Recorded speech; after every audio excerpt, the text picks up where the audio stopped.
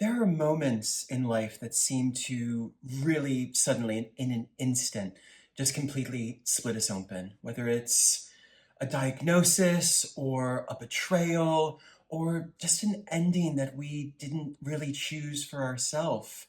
We were left with this profound pain and uncertainty. And well, then what? What happens next? I think that our culture tends to give us two stories of what happens after these moments of difficulty.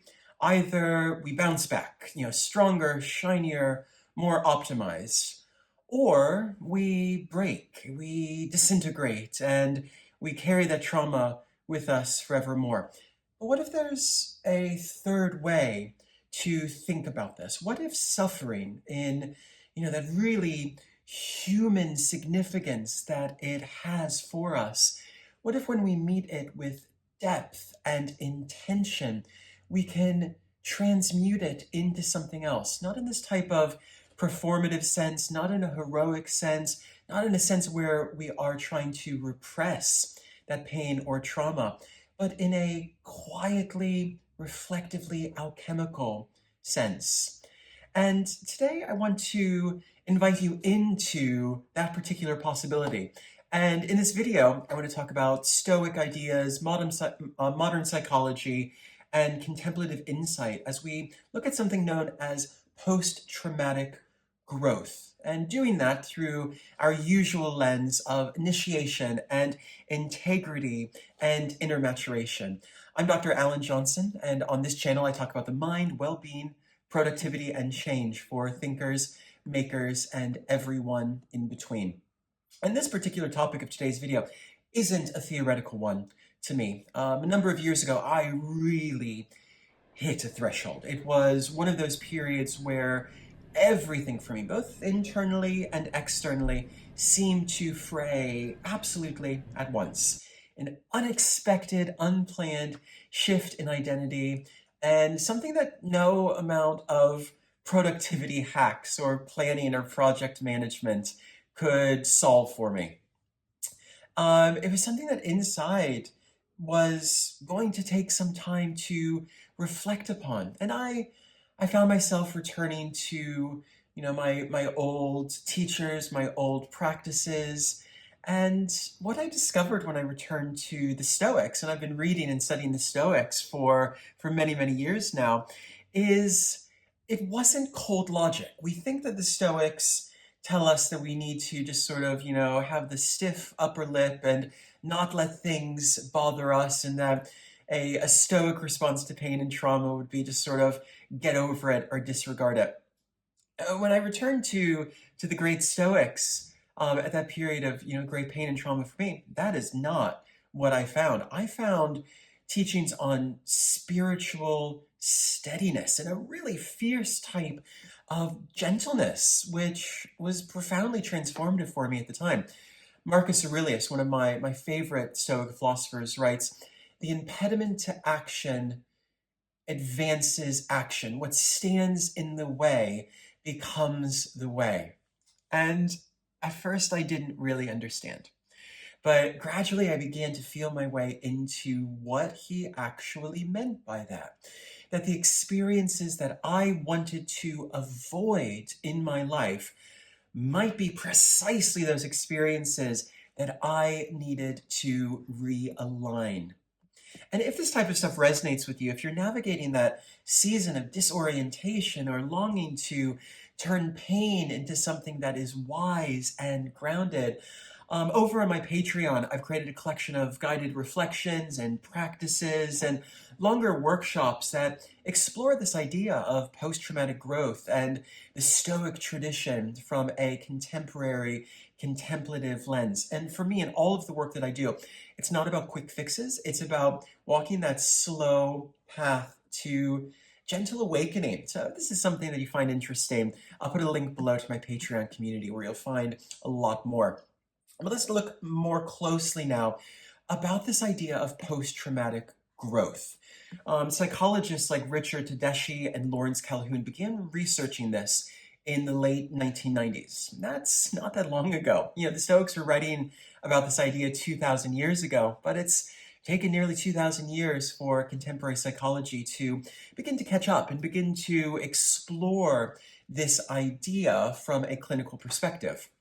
And what Tedeschi and Calhoun found out is that, contrary to what we assume, most people don't just quote unquote survive trauma, they emerge from trauma with a deeper appreciation of life, stronger relationships, a more meaningful sense of purpose, and a greater capacity for presence and empathy.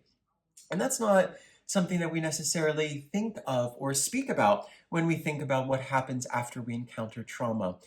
The nuance here is really, really important from the research. This growth after experiencing pain, difficulty, and trauma is not guaranteed. Okay, so the psychologists who have studied this make it very clear this is not something that happens for everyone. It doesn't just happen because you have suffered.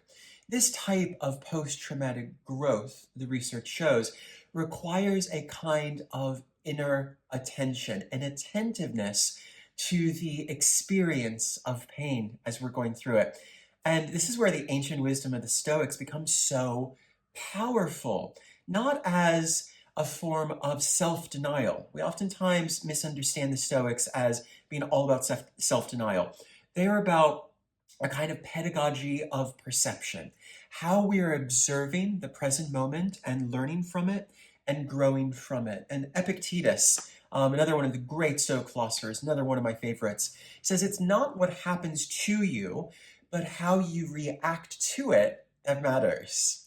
And yet, what if that reaction isn't control, but curiosity? We're not able to control our immediate responses when we encounter trauma. That is how we can define trauma, that we lose the ability to control our actions.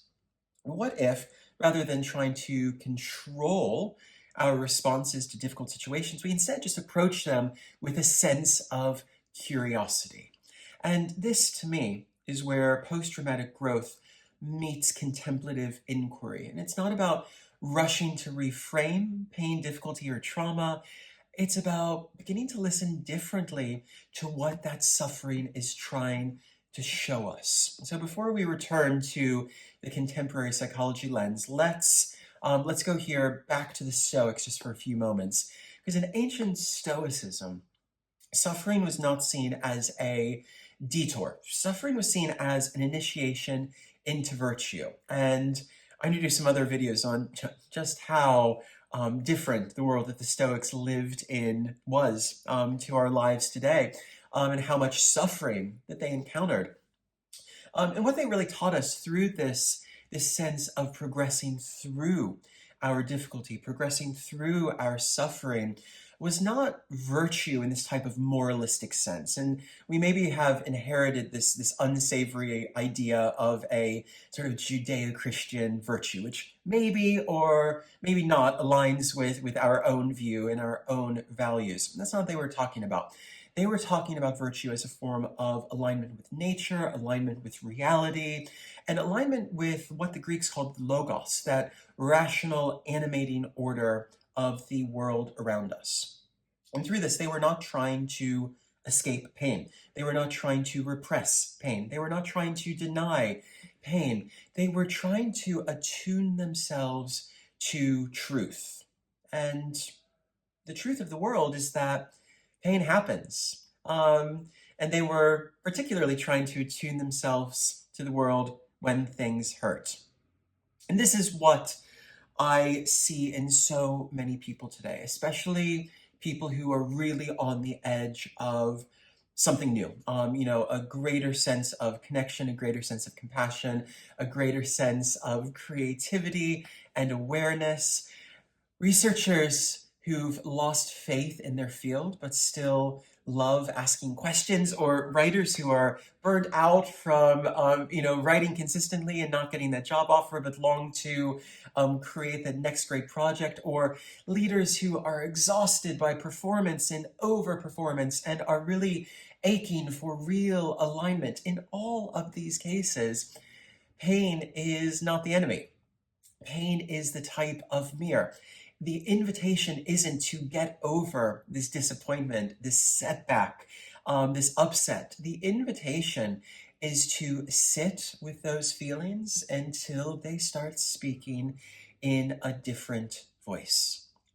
And this is what I mean when I speak of that quiet inner alchemy, that slow and steady and really unflashy and almost invisible to other people transformation that happens when you meet suffering, not with resistance, but with recognition and reverence. When you show curiosity to what this pain and discomfort is teaching you. And if we allow ourselves to cross that threshold, what we find is not just healing, but a new and greater sense of wholeness. And this is really spiritual maturity in its most sacred form. We're not chasing the next high of spiritual connection, the great feeling of euphoria when we feel a sense of complete connection, complete wonder, complete openness, and complete awareness. It's not about that.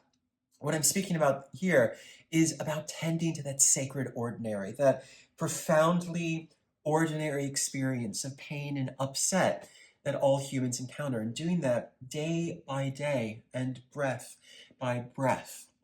And if you're navigating this type of path now, there are 3 gentle practices that you might want to explore to help you come into a different relationship with pain, difficulty, upset, and trauma. And the first is a form of journaling. When you ask yourself, what has this experience made me more awake to? So not what did I learn or how do I fix this? We oftentimes try to jump to those types of positive coaching outcomes. And we're not asking that if we're going through something really, really difficult. All that we need to ask when we're going through something really difficult is, what has this experience made me more aware of? What did it make me see more clearly? That is demonstrating that sense of curiosity toward that very real lived experience of upset and pain. There's another practice you can try called threshold mapping, where you think about 3 moments in your life when everything changed. I'm sure that these are going to come to your mind fairly quickly. There's 3 instances where the world seemed to shift for you.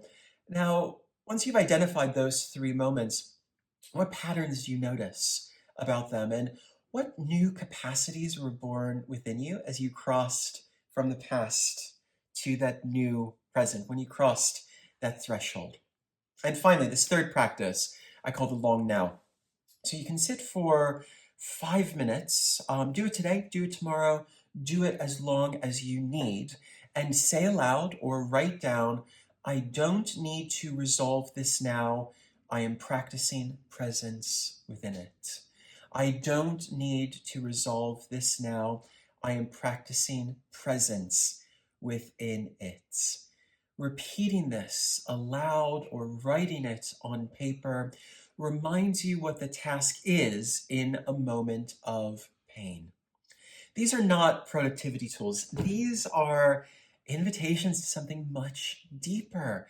They are invitations into ways that you can begin to transform the pain of your life into something different.